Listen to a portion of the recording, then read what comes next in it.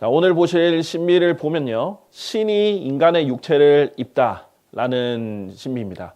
이 성경 속 불가사의 중에 오늘은 세 번째, 네 번째를 함께 비교해 가면서 볼 건데 이 불가사의인 신비들은 서로 대조가 됩니다. 그런데 둘 다 신이에요. 성경에서는 하나님도 당연히 신이시지만 창조주 하나님도 신이지만 사탄도 신이라고 불립니다. 이 세상의 신이다라고 불려요. 왜냐하면 아담이 마귀에 패배한 이후에 이 사탄이 죄에 대해서 또 죽음에 대해서 권능을 가지게 되면서 인간은 그 죽음 아래에서 사탄의 노예 생활을 하게 된 겁니다.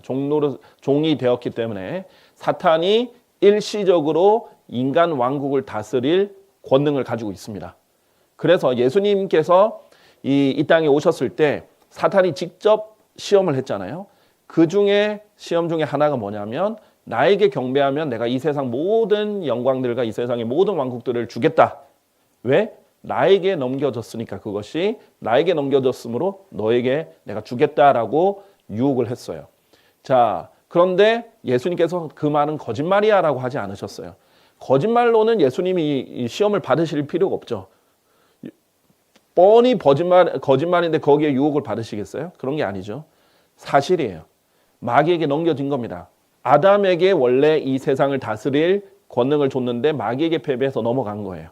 자, 그래서 이 세상의 신이라고 불리는데 이 각각의 신이 인간의 육체를 입고 오는 사건들을 오늘 대비해서 성경 속 불가사의로 보도록 하겠습니다. 자, 지난 시간에는 이제 우리 휴거의 신비 처음에 봤었고요.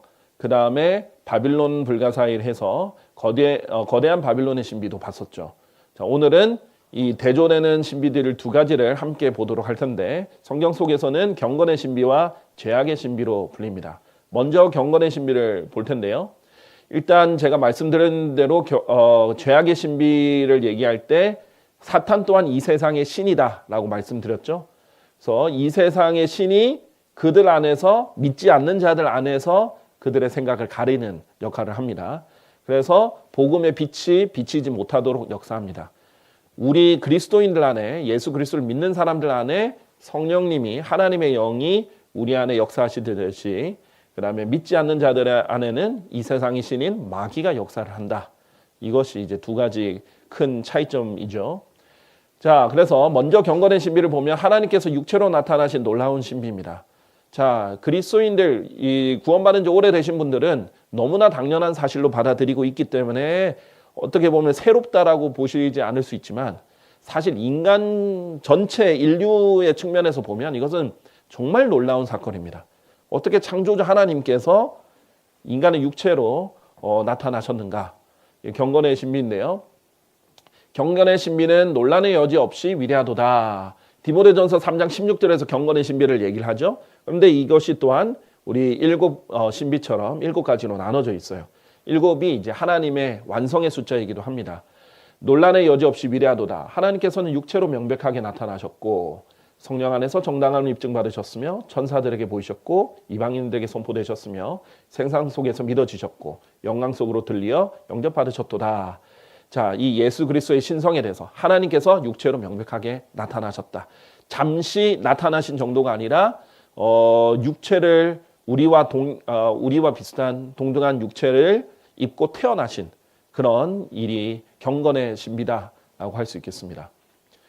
자, 첫 번째 이제 논란의 여지 없이 위대하도다라는 장면을 강조해 보면요. 경건의 신비는요. 성경에서 가장 확실한 진리 중에 하나입니다. 논란의 여지가 없이 성경에선 수많은 증거들을 제시했어요. 예수 그리스도가 하나님이시다. 하나님께서 육체로 태어나신 분이 예수 그리스도다. 이 부분에 대해서 정말 논란의 여지 없이 가장 확실하게 여러 증거들로 제시했습니다. 그러니까 사실 예수 그리스도의 신성을 믿지 않으면 기독교라고 불릴 수조차 없을 만큼 아주 핵심 근본 교리다라고 할 수 있겠습니다. 자, 그래서 우리가 여호와의 증인을 유사 기독교라 할지언정 기독교라고 취급을 할 수가 없는 거예요. 왜냐하면 여호와의 증인은 예수 그리스도의 신성을 믿지 않으니까.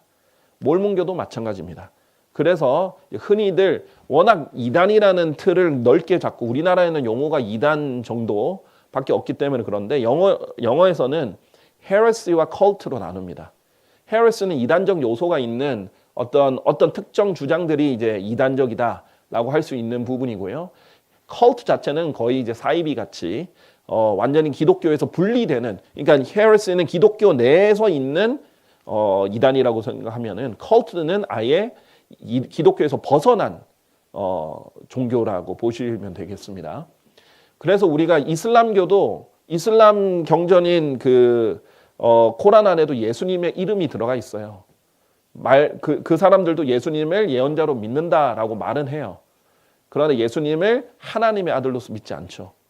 그래서 우리가 이 이슬람을 절대 기독교라고 받아들일 수 없습니다. 그러나 지금 종교 통합 운동에서 하는 건 뭐예요? 크리슬람이라고 해서 기독교랑 이 이슬람을 하나로 만드는 운동을 계속하고 있죠. 하나의 뿌리다, 하나다 이렇게 얘기를 하는 거죠. 결코 그렇지 않습니다. 예수님의 신성은 논란의 여지 없이 아주 위대한 신비다라고 볼 수 있고요. 또 하나님께서는 육체로 명백하게 나타나셨다.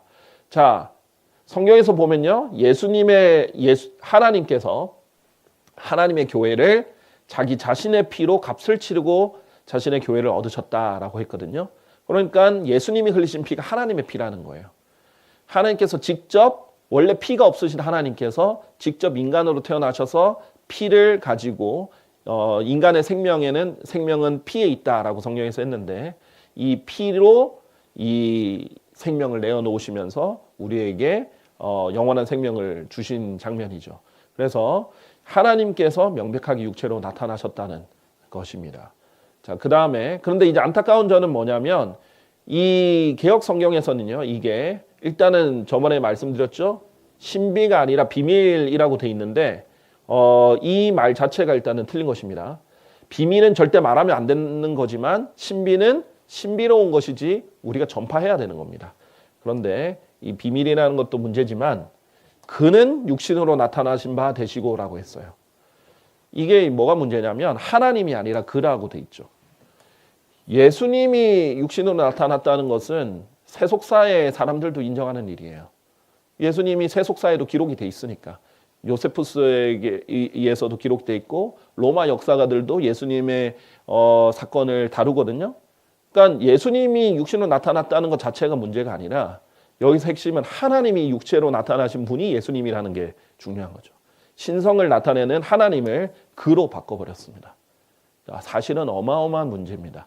이 경건의 신비의 핵심인데 이 부분이 이제 문제가 되는 거죠. 그래서 성경은 한 단어 한 단어가 이제 중요한 부분입니다. 나중에 나오겠지만은 이 하나님께서 육체로 나타나셨다 이 부분을 부인하게 되면 이것은 적그리스도의 영이다라고 했거든요. 그래서 이 성경 병개가 그냥 실수로 이렇게 한 게 아니에요. 그러니까 실수는 이해를 할 수 있어요. 그럼 교정하면 되죠. 사람이 한 일인데 왜 실수가 없겠어요? 그러나 왜 지금 300개가 넘는 수많은 역본이 나왔는가? 실수가 아니라 의도적으로 나왔다는 것이 중요한 겁니다. 자, 세 번째는 성령 안에서 정당함을 입증받으셨다. 예수님께서 행하신 일들과 또 부활 그 자체가 예수님의 영이 성령이었다는 사실을 입증해 줍니다. 그래서 예수님께서 부활하셨을 때도 예수님이 사역하셨을 때 수많은 이적들도 성령 안에서 그 정당함을 입증받으셨어요. 예수님의 모든 활동이 성령 안에서 정당함을 입증받으신 활동이에요. 그래서 4번 그런데 그뿐만 아니라 천사들에게 보이셨다. 그러니까 하늘에서도 증인들이 가득하다 이거예요. 태어나실 때도 천사들이 봤고요. 시험을 받으실 때도 천사들이 도왔고요. 그 지켜보고 있었죠. 그 다음에 십자가에서 죽으실 때도 음부에 내려가실 때도 하늘로 올라가실 때도 천사들에게 다 보이셨다. 하늘의 증인들도 차고 땅에도 증인들이 타고 넘치죠. 나중에 우리 마지막 심판도 봤었죠. 백보자 심판 때 어떤 일이 있겠어요? 사람들이 이제 뭐 별의별 사람 다 있잖아요. 하나님한테 따지는 사람이 있을 거예요. 예수님이 죽었다는 증거가 어딨냐? 뭐 예수님이 부활했다는 증거가 어디 있느냐? 이렇게 따질 수도 있어요. 지금도 수많은 사람들이 그렇게 따지니까 그때 천사들이 가만히 있겠어요? 우리가 다 증인이다. 이렇게 얘기하지 않겠습니까? 하나님이 당연히 그 일을 다 보여주실 수 있을 뿐만 아니라 증인들도 넘치죠. 지상의 증인들도 넘겼어요. 왜냐하면 이방인들에게 선포되셨고 세상 속에서 믿어지셨다 했는데 예수님은 살아계실 때도 부활하신 후에도 곳곳에 있는 이방인들에게 즉각 선포되셨어요. 무슨 말이냐면 전설, 소위 전설이라고 불리는 세상의 종교 경전들은요, 그 당시에 기록되지 않았어요. 불교 경전도 그렇고, 그 다음에 뭐 다른 도교도 그렇고, 그냥 전설 취급의 그리스 로마 신화도 그렇고, 사람들이 지금 입증할 수 없을 만큼 시대가 한참 지난 다음에 기록됐어요. 그런데 예수님의 죽으심과 부활은 당시에 바로 즉각 증인들에 의해서 기록이 됐습니다. 한두 명이 아니라 수십 명이 수백 명, 수천 명이 봤던, 예수님의 죽으심은 공개적으로 일어났던 일이고요. 예수님 부활하신 것은 500명 이상이 보았던 일입니다. 그러니까 법원에서도 두세 명의 증인들이 같은 말을 할 때 그 증언을 효력 있다라고 하는데 500명이 넘는 증인들은 얼마나 더하겠어요? 그래서 성경에서는 예수님의 부활의 증거를 무오한 증거들이다, 오류가 없는 증거들이다 라고 했습니다. 자, 그래서 예수님의 이 나타나심과 부활하심이 모든 것은 이방인들에게 선포되셨고요.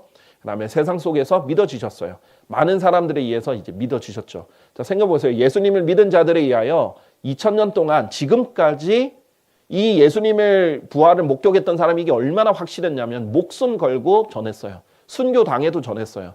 부인하라고 해도 절대 부인 안 했어요. 그래서 그 증인들이 또 정했는데 그 증인들이 성경의 증거와 자신이 예수님 믿었을 때 그 이후에 나타난 수많은 증거들을 통해서 지금까지도 목숨을 바쳐가면서 계속 전하고 있어요. 2000년 동안 전 세계 사람들에게 아직까지 선포되고 있으며 아직까지 세상 곳곳에서 성별이나 나이, 출신, 인종과 상관없이 예수를 믿고 있습니다. 학력에도 상관없이, 재산에도 상관없이, 인종에도 상관없이, 성별에도 상관없이, 나라도 상관없이, 나이도 상관없이 다 전 세계에서 아직도 믿고 있죠.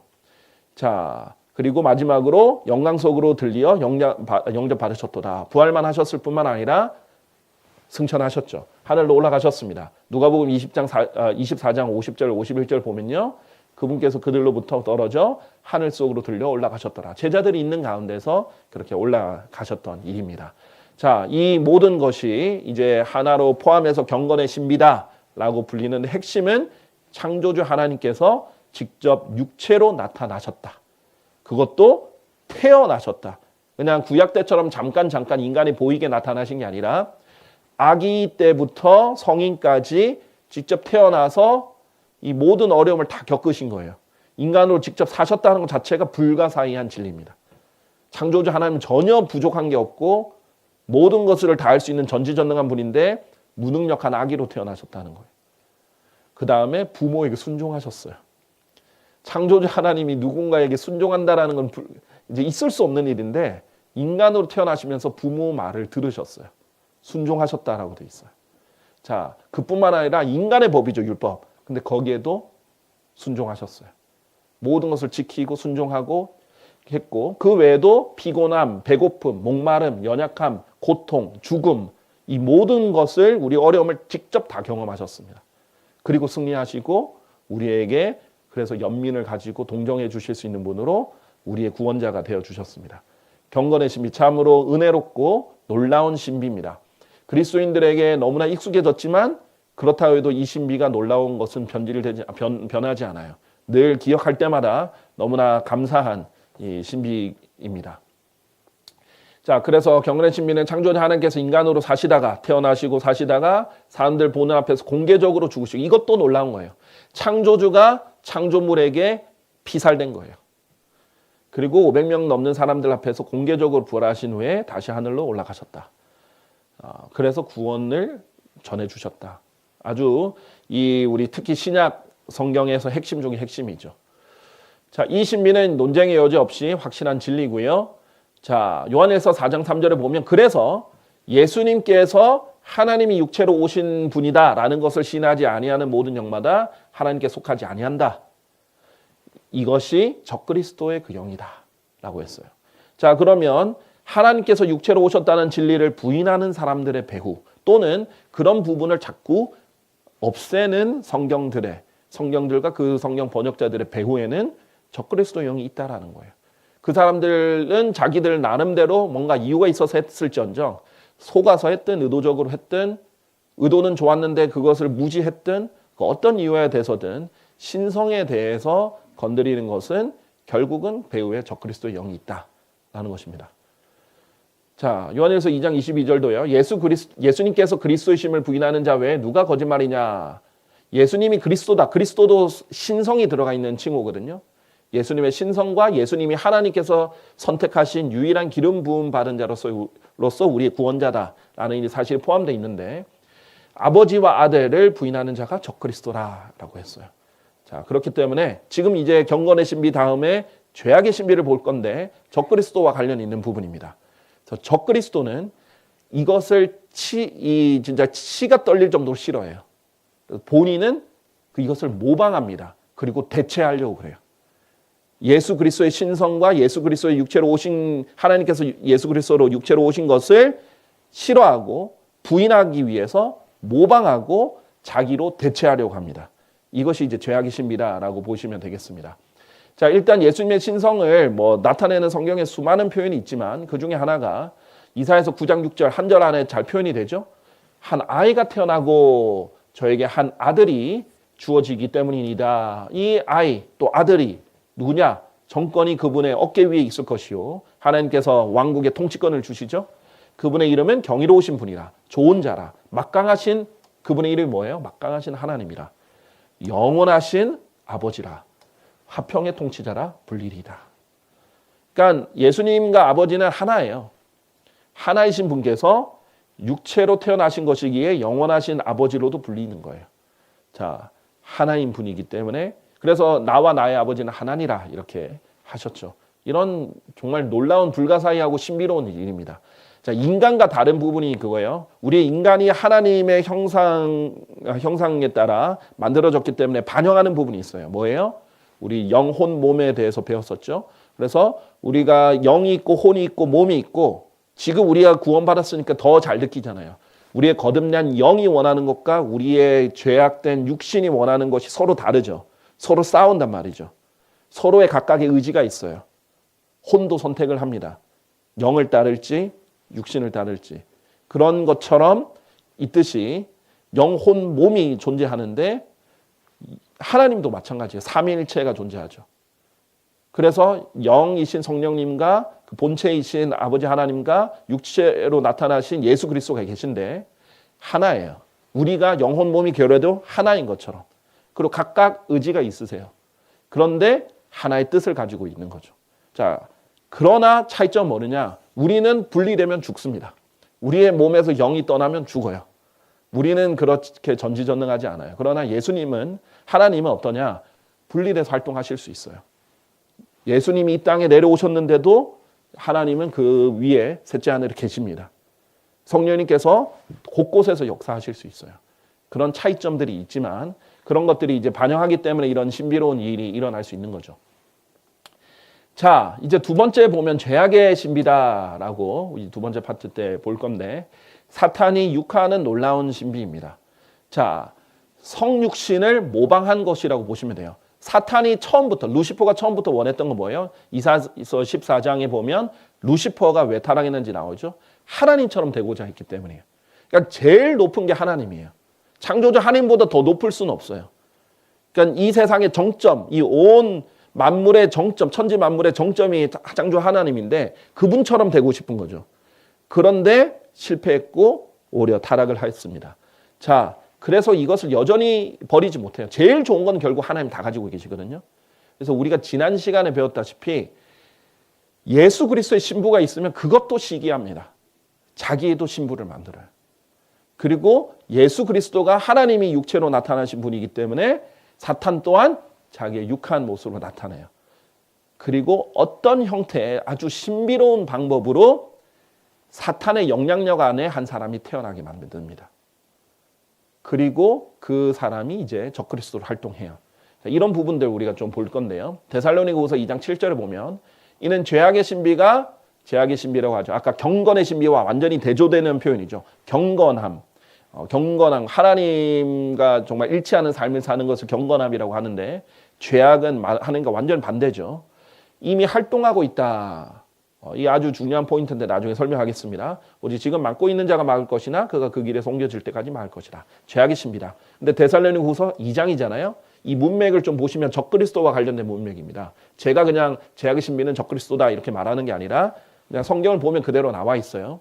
데살로니가후서 2장 2절에서 4절 보면 영으로든 말로서든 우리에게서 온 것처럼 보이는 편지에 의해서든 그리스도의 날이 가깝다 하여 너희가 금방 생각으로 동요하거나 불안해하지 말라는 것이라. 그리스도의 날이 초점입니다.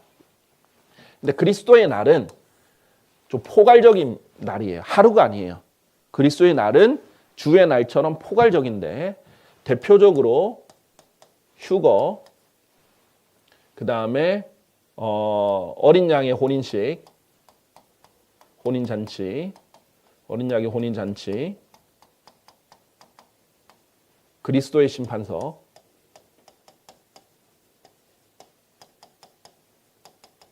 그리고 마지막으로 지상 재림까지 다 포함한 거예요. 즉 그리스도인들과 관련된 이벤트들입니다. 자, 그런데 이때 지상에는 대환란도 펼쳐질 수 있고요. 그 다음에 지상 재림이 겹치는 거죠. 자, 그래서 그리스도의 날이 휴거를 말할 때가 있고요.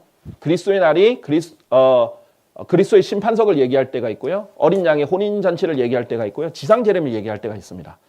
여기서 이제 이 말을 제가 뭐 길게 설명하기에는 지금 주제가 아니기 때문에 짧게만 할 텐데, 여기서 이제 데살로니가후서 2장 3절과 4절을 잘 해석을 못하는 일이 발생하는데, 이것만 잘 이해하면 다 풀려요. 아무는 어떤 방식으로는 너희를 속이지 못하게 하라. 이는 먼저 떨어져 나가는 일이 오지 않으면, 자, 떨어져 나간다. 자, 기본적으로 믿음에서 떨어져 나가는 것을 말해요. 믿음에서 떨어져 나가는 일, 배교라고도 하죠. 이 헬라어로는 아포스테스 해가지고 영어로는 아포스테이시, 배교라는 뜻이거든요. 그래서 떨어져 나간다는 거, 믿음에서 떨어져 나가는 겁니다. 자, 그러면 그날이 오지 않아야 할 것이요. 여기서 그날은 당연히 그리스도의 날이죠. 이 그날을 갑자기 주의 날로 바꾼다든지 다른 날로 바꿔버리면 이거는 문맥에 따라서 해석하는 게 아니라 왜곡하는 거예요. 끼워 맞추기 위해서. 그게 아니에요. 그리스도의 날을 그날이라고 하는 거예요. 여기서 문맥에서. 여기서의 그날은 당연히 뭐겠어요? 휴거입니다. 성경적으로 봤을 때 교회가 타락하고 나서 휴거가 일어나기 때문이죠. 그러고 나서 그 죄의 사람 곧 파멸의 아들이 드러나지 않으면, 여기서 그러고 나서가 중요해요. 엔드로, 쉼표와 엔드로 나뉩니다. 자, 휴거가 일어나고요. 먼저 이 교회가 배교하고 그 다음에 휴거가 일어나고 그러고 나서 죄의 사람 곧 파멸의 아들이 드러납니다. 그러면 이 사람이 이제 적그리스도의 또 다른 이름이에요. 이 부분 나중에 조금씩 설명할게요. 그 날이 오지 않을 것이요. 이 그날도 그리스도의 날과 관련이 있어요. 근데 동일한 휴거가 아니에요. 휴거는 이미 끝났잖아요. 그러고 나서잖아요. 여기에서 이 그날은 지상 재림이죠. 이 지상 재림이 있으려면 역시 이 적그리스도가 등장해야 된다는 겁니다. 요것을 잘 해석을 못 해가지고 이 그날을 주의 날로 바꿨다가 이걸 휴거로 봤다가 이거는 그럼 휴거는 아닌데 이로 봤다가 이게 환난 전 휴거냐 환난 후 휴가가 됐다가 이렇게 하는 거예요. 성경에서 주의 날을 보면 주의 날은 대환난도 포함하고 지상 재림도 포함하고 천년 왕국도 포함하고 심지어는 천년 왕국 이후에 있는 백보자 심판도 포함하고 엄청나게 많은 것을 포함한 날이잖아요. 마찬가지예요. 그리스도의 날도 그것을 포함하기 때문에 이렇게 나뉘는 거예요. 제가 자세히 지금 설명하지 않겠지만은 이 부분은 혹시 이제 혼동이 있는 분들이 있을 수 있기 때문에 설명을 드립니다. 그런데 이 적그리스도 곧 파멸의 아들이라고 불리는 이 사람은 대적하는 자요, 하나님이라고 불리거나 경배를 받는 모든 것 위로 자기 자신을 크게 높이는 자입니다. 굉장히 교만하죠. 그렇게 하여 그가 하나님처럼 하나님의 성전 안에 앉아 마치 자기가 하나님인 것처럼. 여러분 하나님의 성전 알죠? 이 유대인들의 성전에 보면 특징이 뭐예요? 비어 있어요. 거기에 자리에 누가 안 앉아 있습니다. 그런데 거기에 자기가 앉아버리는 거예요. 왜냐하면 하나님의 임재를 나타내는 곳이라서 비어 있어요. 근데 거기에 자기가 앉아버리는 거예요. 자신이 하나님이라고 스스로를 내보이느니라. 그러니까 우리가 저 사람이 성경에 말하는 바로 그 파멸의 아들, 저 쉬운 언어로 말하면 적그리스도다, 계시록에 말하는 그 짐승이다. 어떻게 아느냐? 지금 아직 이스라엘 예루살렘에는 성전이 건축되지 않았죠. 성경에서는 계속 성전이 건축될 거라는 걸 알려줘요. 그러면 그 성전이 건축이 되면 그게 환란 성전이 될 건데, 대환란 때 이 성전에서 적그리스도가 그 지성소에 딱 앉아서 자기가 하나님이다. 이렇게 하면 그 사람은 100% 이제 적그리스도인 거예요. 그렇죠? 그래서 이것을 이제 미리 얘기를 해 두시는 겁니다.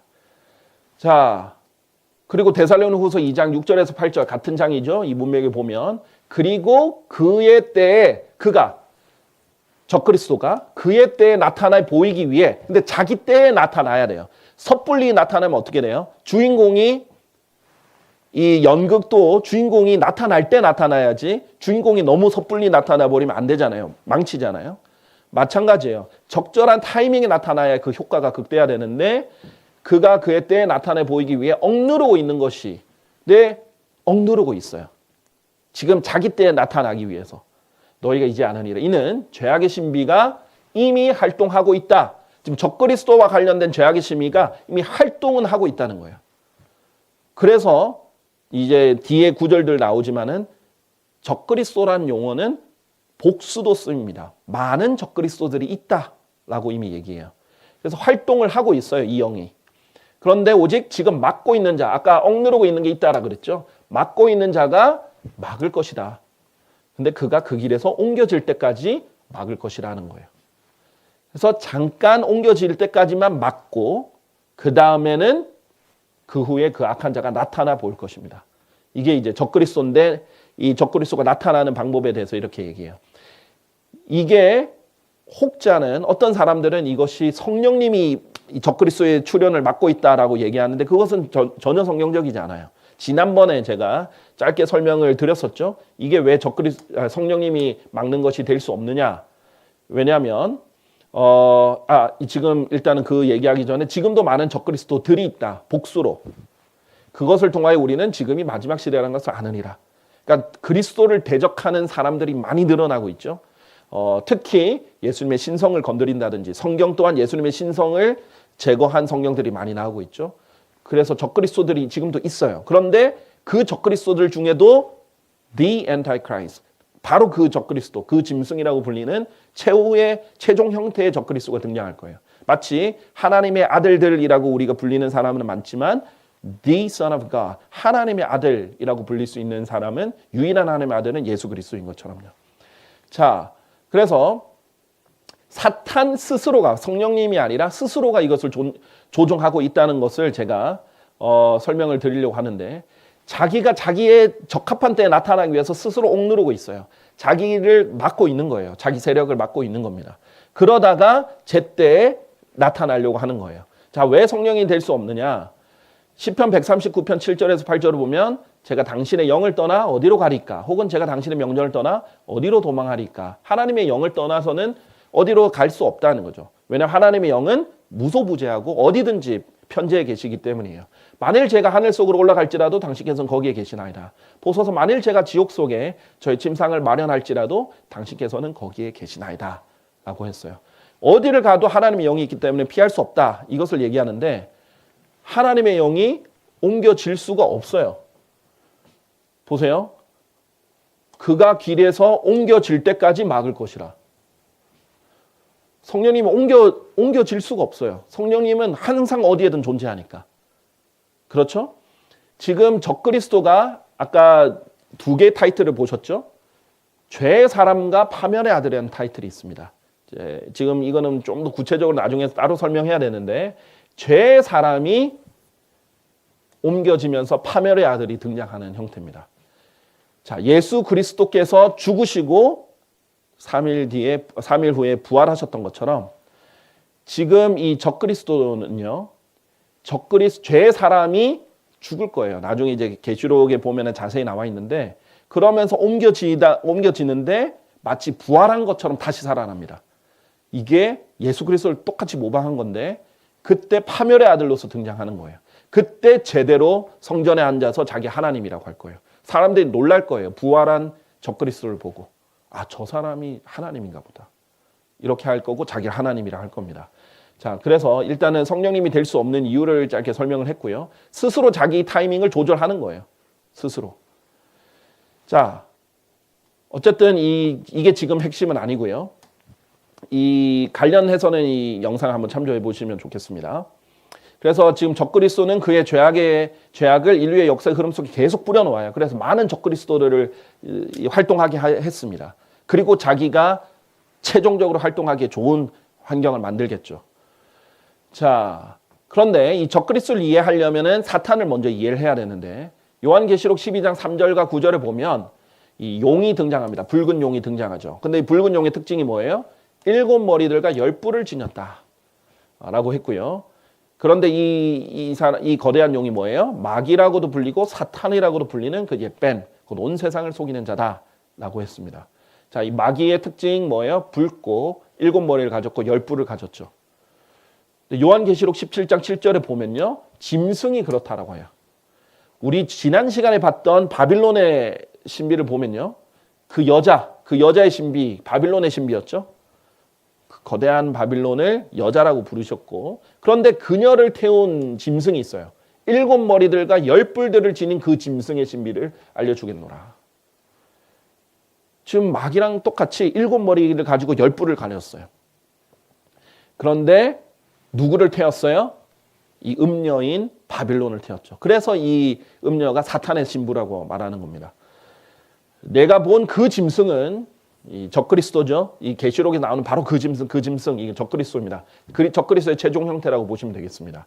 과거에는 있었고 현재는 없느니라.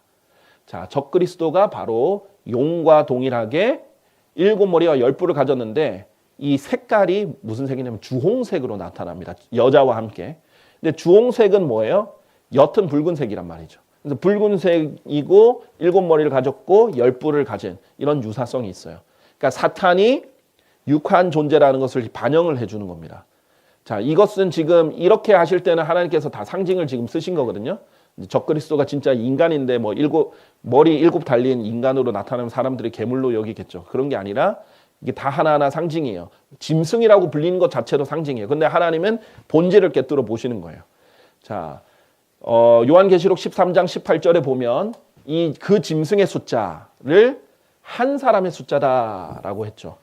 그러니까 사람이라고 하시는 거예요, 하나님께서. 그런데 짐승이라고 부르시는 겁니다. 눈으로 볼 때는 사람이에요. 그런데 하나님께서 본질을 짐승이라고 보시는 거고요.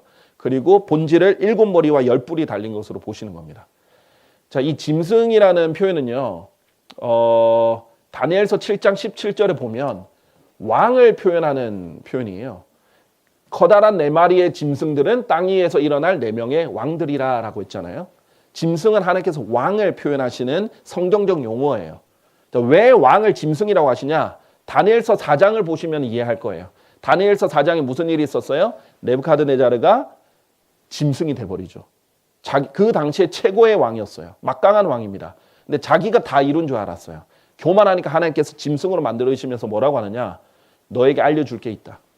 하나님께서 원하시는 천사가 얘기를 해주는 거예요. 하나님께서 원하시는 누구에게나 그것을 주시고, 왕국이에요. 이것은 사람들 중에서 가장 천한 자를 왕국 위에 세우시는 것을 산자들에게 알리려 합니다. 너는 네가 지금 이 왕들 중에 왕들을 정복하는 왕 중에 왕의 역할을 하고 있으니까 네가 높은 것 같지, 너가 잘난 것 같지, 너가 대단한 사람인 것 같지.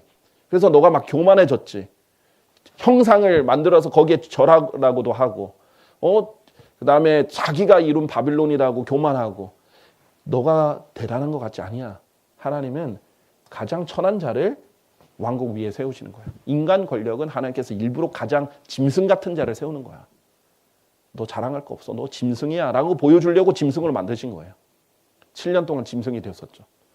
자, 그런 왕에 대한 성경적 표현이 짐승입니다. 자, 그래서 이 적그리스도를 짐승이라고 불리는데 짐승이 그래서 사탄이 육화한 존재이면서 동시에 또 사람이라는 거예요. 한 사람의 숫자. 사탄이 육화했지만 사람이다. 마찬가지로 예수 그리스도는 어떤 분이에요? 하나님이세요. 100% 창조자 하나님인데 또 100% 인간이에요. 이거를 이해를 못하면 헷갈리는 거죠. 하나님은 죽으실 수 없죠. 근데 예수님 죽으셨잖아요. 하나님은 피곤하지 않으세요. 예수님 피곤하셨죠. 하나님은 목마르지 않아요. 그런데 예수님 목마르셨어요. 그럼 예수님 하나님 아니시냐? 아니에요. 예수님은 하나님만 할 수 있는 것들을 하셨고 하나님이 육체로 태어나신 분이에요.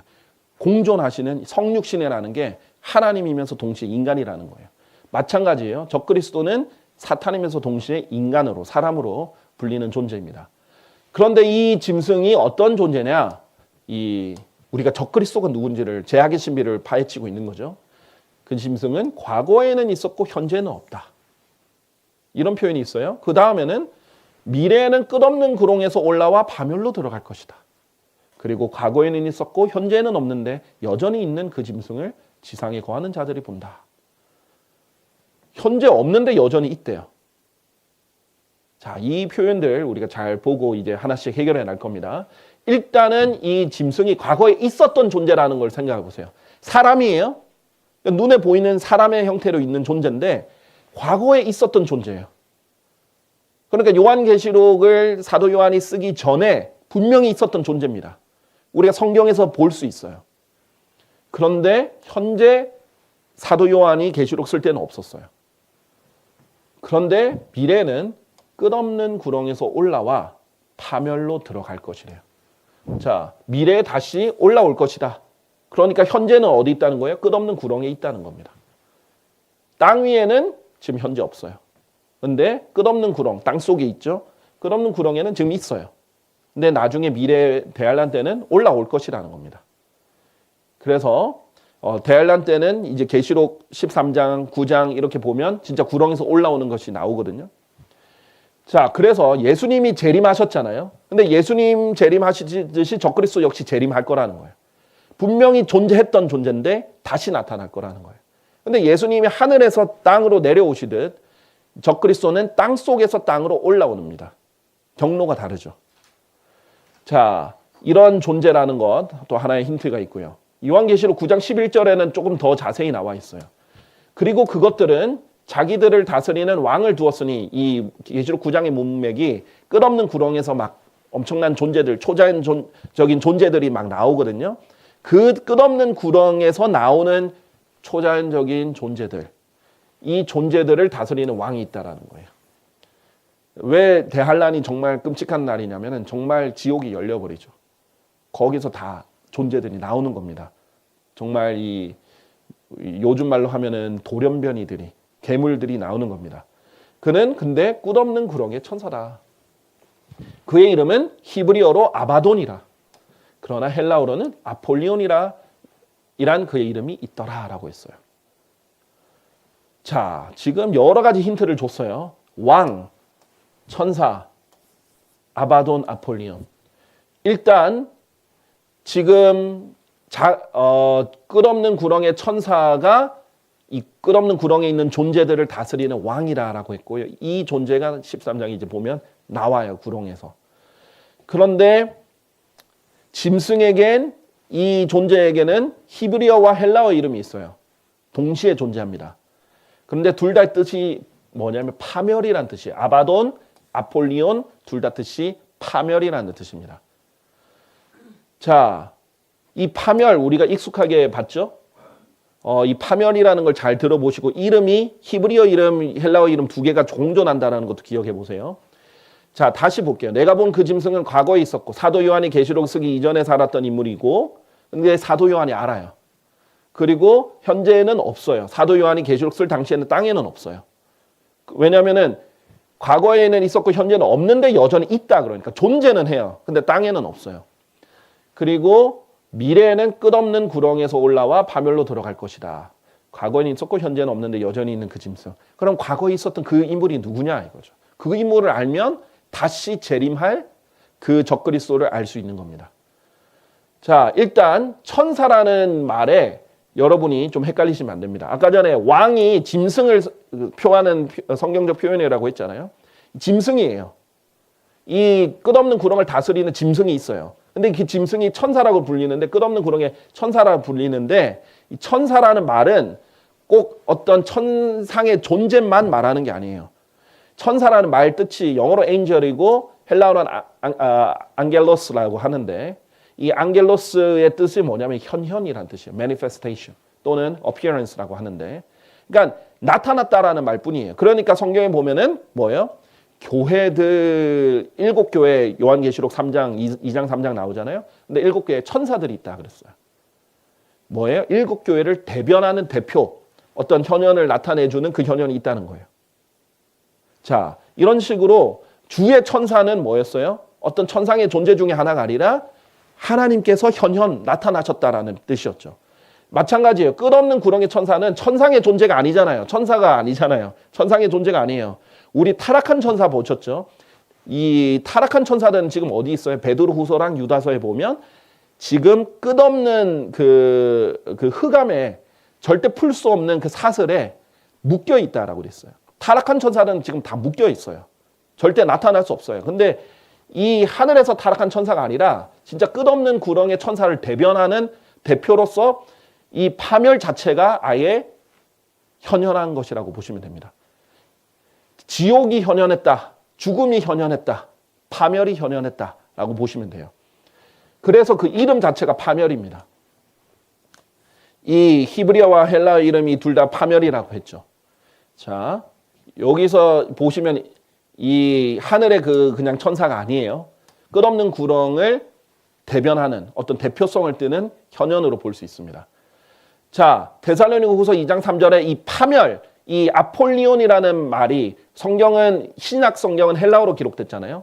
이 아폴리온이란 말이 딱 성경에 쓰인 곳이 어디냐면 데살로니가후서 2장 3절, 아까 그 파멸의 아들입니다. 아폴리온의 뜻은 파멸인데 데살로니가후서 2장 3절에서 파멸의 아들을 말할 때와 동일한 단어입니다. 근데 아들이라는 뜻이 또 뭐예요? 천사라는 뜻과 비슷해요. 하나님의 아들, 예수님이 하나님의 아들이라 했을 때 무슨 말이에요?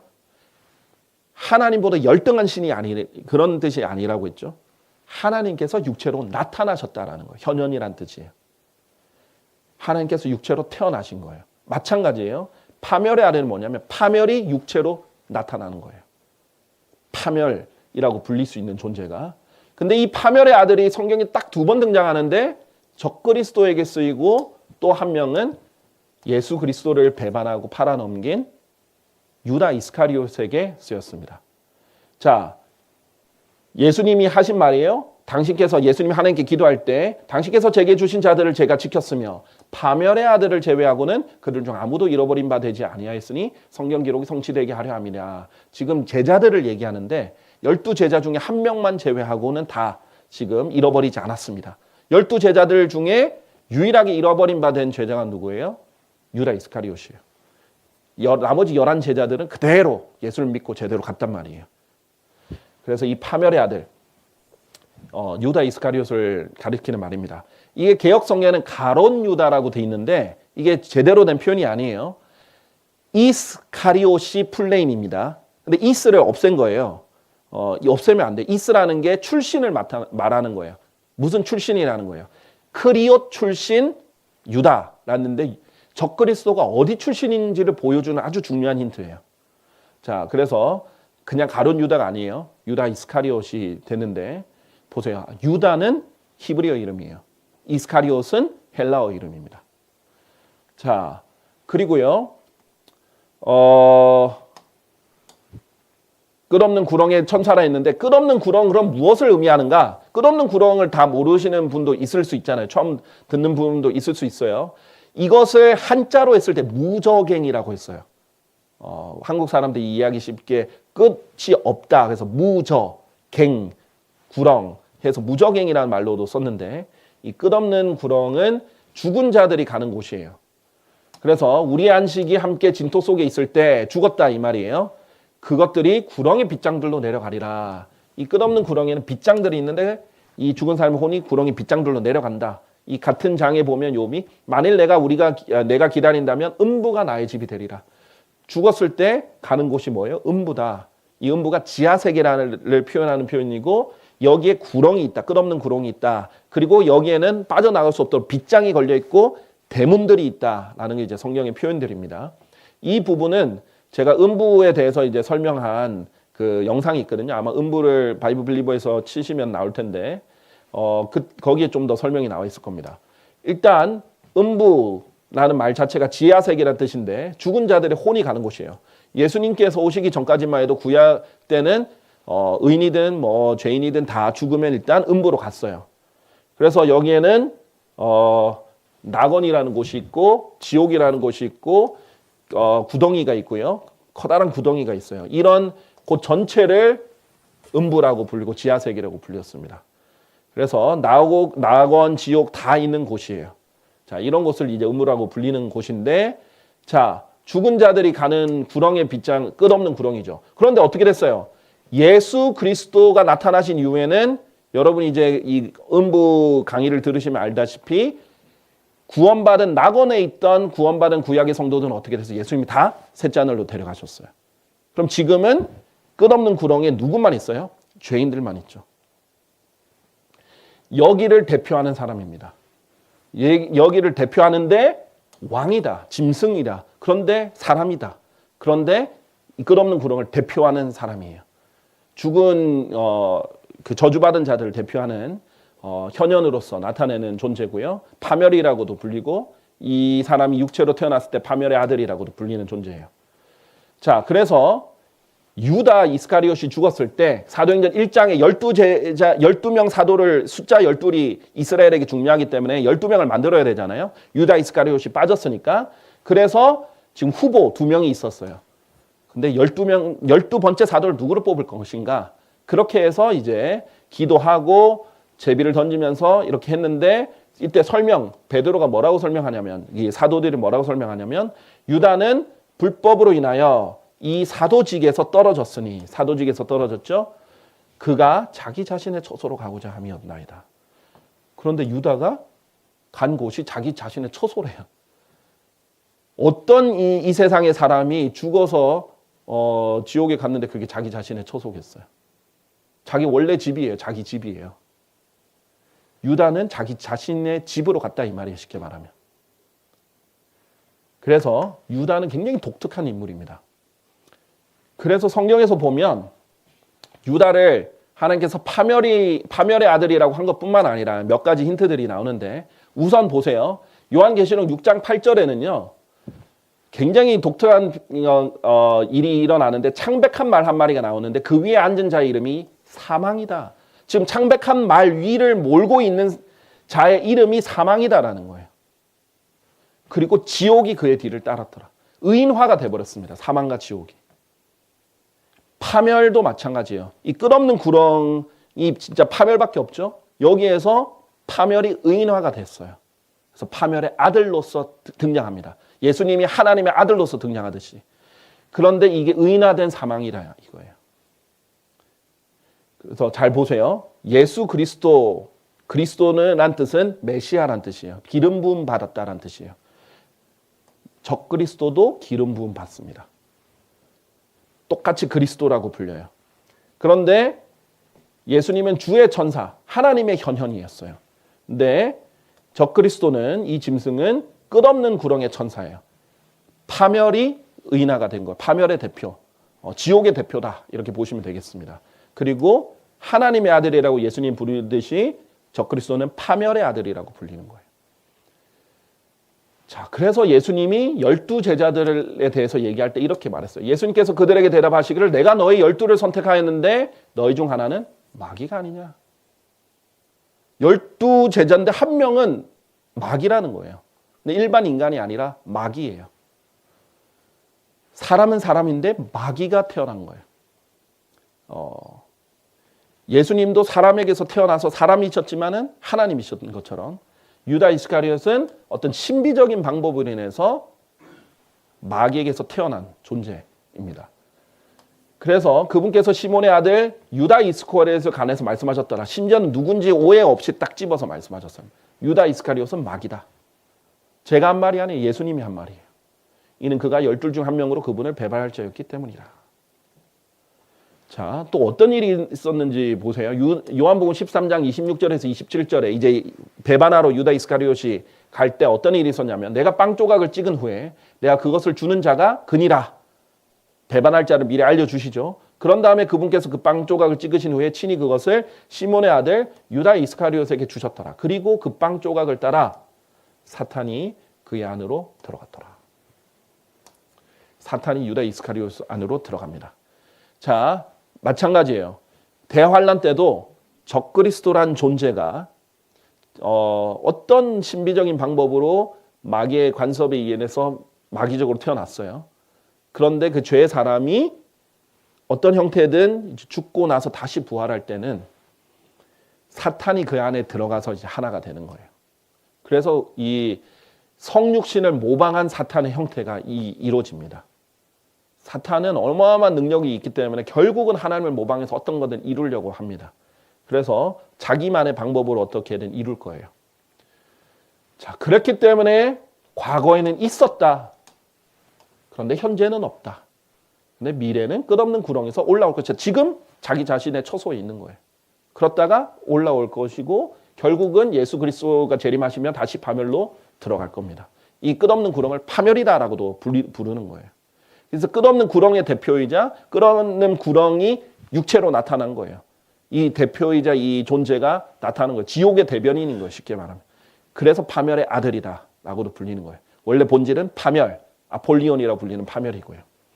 그래서 유다 이스카리오스는 사도 요한이 계시록 쓰기 전에 활동했고 심지어는 사도 요한이 아는 함께 활동했던 존재죠. 그런데 계시록 쓸 당시에는 땅에 없고 현재는 끝없는 구렁에서 머물고 있으나 앞으로 대환란 때 끝없는 구렁에서 올라올 존재입니다. 재림하는 거예요. 예수님처럼.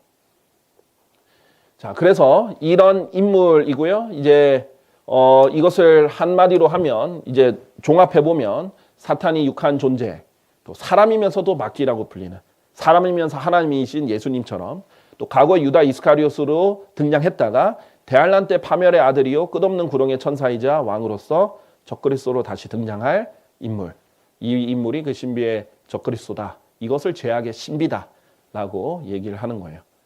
자, 하나님께서 예수 그리스도를 통해 육신으로 나타났듯이 사탄도 이를 흉내내어 적그리스도로 육화할 것입니다. 이 역시 신비가 되는 것이죠. 결국은 성경의 신비들은요, 감춰진 게 아니에요. 사람들이 알지 못하고 사람들이 이해하기 어려운 것조차도 미리 다 기록해 놓으시고 알리고 계세요. 너무 놀라워서 사람들이 이해하기 힘들 뿐이지 불가사의할 뿐이지 신비는 감춰진 게 아니라 계시된 것들입니다. 이것이. 왜 가톨릭이 요한계시록을 묵시록이라고 말하는 줄 아세요? 묵시록의 뜻은 닫혀있다는 뜻이에요. 하나님은 계시록을 주셨지 묵시록을 주신 게 아니에요. 이것은 열린 책입니다. 계시록을 읽다 보면 하나님께서 봉인을 다 떼서 읽어주시잖아요. 열린 책이고 계시된 거예요. 우리가 믿음으로 이것을 미리 볼 수 있는 거예요. 그래서 믿음이 요구될 뿐이고 이것을 우리가 잘 알고 가르치고 대비하고 전파할 의무가 있는 것이죠. 그래서 하나님께서는 초월적인 존재시지만 육체를 입고 자신을 이 땅에서 드러내셨고요. 마찬가지로 사탄 역시 초월적인 존재지만 육체를 입고 자신을 이 땅에 드러낼 것입니다. 결국 이 위의 신비들은요. 신비들뿐만 아니라 성경에서 가장 많이 언급되는 가장 많이 비춰지고 있는 인물은 당연히 예수 그리스도거든요. 예수 그리스도가 주인공이에요. 구약에서도 예수님을 미리 그려놓고 있었잖아요. 그래서 우리가 예표라는 이름으로 봤는데 두 번째로 가장 많이 성경에서 다루는 인물이 적그리스도입니다. 그래서 예수 그리스도가 주인공이라면 적그리스도 또한 주연이에요. 근데 악역으로서의 주연이죠. 이 두 인물에 대해서 성경에서 계속 계시를 해놓은 거예요. 그 정점이 대환란 끝에 있을 거예요. 그것을 우리는 지금 앞에 목전에 두고 있는 겁니다.